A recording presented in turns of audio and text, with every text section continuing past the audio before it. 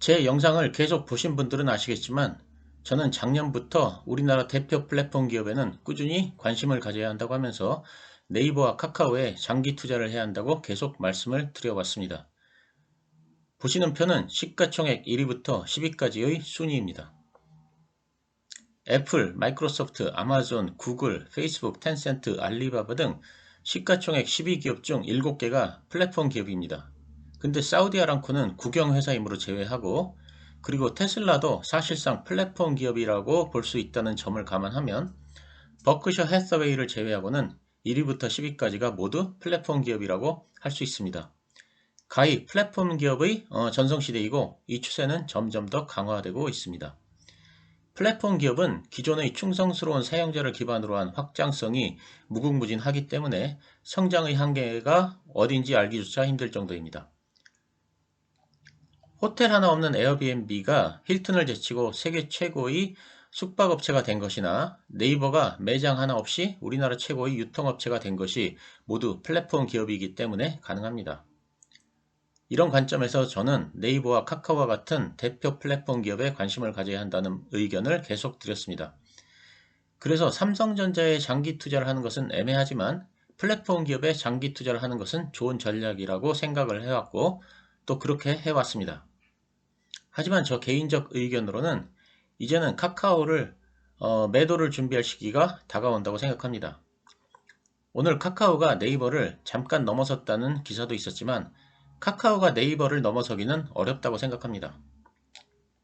네이버의 금년 1분기 실적을 보면 매출은 1조 4,991억 원이고 영업이익은 2,888억 원입니다. 카카오의 금년 1분기 매출은 1조 2,580억 원이고 영업이익은 1,575억 원입니다. 성장성을 따져도 카카오가 네이버보다 우월하다고 보기 어렵습니다. 즉 네이버보다 카카오에 더 높은 밸류를 적용할 이유는 없다고 생각합니다. 사실 네이버는 마음만 먹으면 영업이익을 더 낼 수도 있습니다만 미래를 위해 자제하고 있는 상태입니다. 예를 들면 네이버는 국내 최고의 이커머스 플랫폼을 가지고 있지만 이익을 내지 않고 있습니다. 실제로 발생되는 이익을 모두 고객들에게 적립금이나 포인트 형태로 다 돌려주기 때문입니다. 네이버 쇼핑이 국내 타 업체들이 제공하기 불가능한 높은 적립금을 제공할 수 있는 이유입니다. 지금은 이익보다는 고객을 네이버 쇼핑에 메어두어 미래의 이익을 증가시키는 것이 더 중요하다고 판단을 한 것입니다. 미래를 위해 현재의 이익을 희생한다고 봐야 합니다. 결국 매출이나 이익이 아직 카카오가 네이버의 시가총액을 넘어설 정도는 아닙니다. 저는 최근 카카오의 큰 상승이 계열사의 IPO 모멘텀 때문이라고 생각합니다. 카카오는 금년 하반기에 카카오페이와 카카오뱅크를 IPO할 예정이고, 내년에는 카카오 엔터테인먼트의 상장이 예정되어 있고, 그리고 카카오 모빌리티도 상장을 하게 됩니다. 즉 내노라 하는 똘똘한 자회사들은 모두 상장을 합니다. 그러면 앞으로 카카오에 남는 것은 모바일 메신저인 카카오톡과 이커머스, 그리고 자회사들의 지분가치밖에 없습니다. 마침 오늘 카카오와 카카오 커머스가 합병을 한다고 발표했습니다. 카카오의 금년도 예상 PER은 45 수준입니다.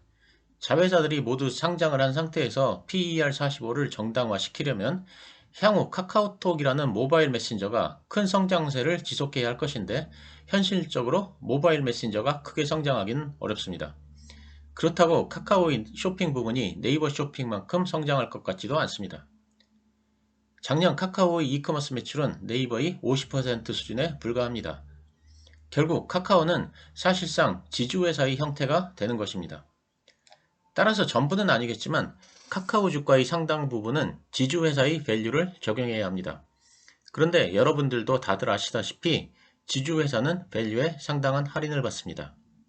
예를 들어 삼성물산의 경우 계열사 지분을 많이 가지고 있는데 삼성전자, 삼성바이오로직스, 삼성생명, 삼성 SDS의 보유 지분 가치만 합쳐도 54조 원에 이릅니다. 하지만 삼성물산의 시가총액은 26조 원입니다. 시가총액이 보유 지분의 50%에도 미치지 못하는 것이 지주사의 현실입니다. 이는 삼성물산에만 해당되는 것은 아니고 삼성생명에도 해당되고, 그리고 SK하이닉스의 지분을 들고 있는 SK텔레콤의 할인도 상당합니다. 따라서 자회사 상장 모멘텀이 꺾이면 카카오의 주가 하락은 불가피하다고 생각합니다. 근데 자회사 상장 모멘텀이 언제 꺾일지는 모릅니다. 왜냐하면 금년에 두 개사 그리고 내년에 두 개사의 상장이 예정되어 있기 때문입니다. 빠르면 금년 6월, 늦으면 내년 어느 시점에 자회사 상장 모멘텀이 다할 것입니다. 이에 대하여 마침 제 지인이 저희 생각을 물어봐서 제 생각을 말한 바 있는데, 제 생각은 다음과 같습니다. 저 같으면 이번 상승장에 카카오를 팔고 적당한 시기에 그 돈으로 네이버를 살 것입니다. 같은 플랫폼 기업이라도 아무래도 카카오가 네이버보다는 오버밸류 되어 있다고 생각하기 때문입니다. 카카오의 매도는 언제 할 것인가, 이것에 대해서 저는 이동평균선을 이용할 것이며, 매도하는 시기는 5일선이 10일선을 뚫고 내려오는 시점으로 정할 것입니다. 보시는 차트의 초록색이 5일선이고 빨간선이 10일선입니다.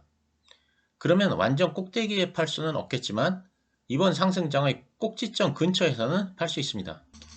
반대로 네이버를 매수하던 시기는 5일선이 10일선을 뚫고 올라가는 때가 될 것입니다. 물론 이는 저희 개인적인 생각이고 매수나 매도 추천은 아닙니다. 참고적으로 네이버는 자회사 상장 모멘텀은 없습니다. 이것이 네이버와 카카오의 차이점이기도 합니다. 카카오는 자회사의 상장에 적극적입니다. 그래서 자회사가 IPO를 할 무렵 주가가 상승합니다. 하지만 IPO가 끝나면 오히려 지분가치는 할인을 받게 됩니다. 왜냐하면 카카오뱅크를 좋게 보면 그냥 카카오뱅크를 사면 되고, 카카오 웹툰을 좋게 보면 그냥 카카오 엔터테인먼트 주식을 사면 됩니다. 굳이 카카오를 살 필요가 없습니다. 하지만 네이버는 자회사를 상장시키지 않습니다. 제페토는 앞으로 세계적인 메타버스 플랫폼이 될 것입니다. 네이버 파이낸셜은 앞으로 최고의 금융기관이 될 것입니다. 하지만 비상장사이므로 이런 주식들은 사고 싶어도 살 수가 없고, 그래서 하는 수 없이 모의사인 네이버 주식을 사는 수밖에 없습니다. 미국의 알파벳이나 페이스북과 마찬가지 전략입니다. 유튜브나 구글을 좋게 보면 알파벳을 사는 수밖에 없고, 인스타그램이나 왓츠앱을 좋게 보면 페이스북 주식을 사야 합니다. 그런 면에서 장기적으로 봤을 때 네이버의 상승 여력이 더 크다고 저는 개인적으로 생각합니다.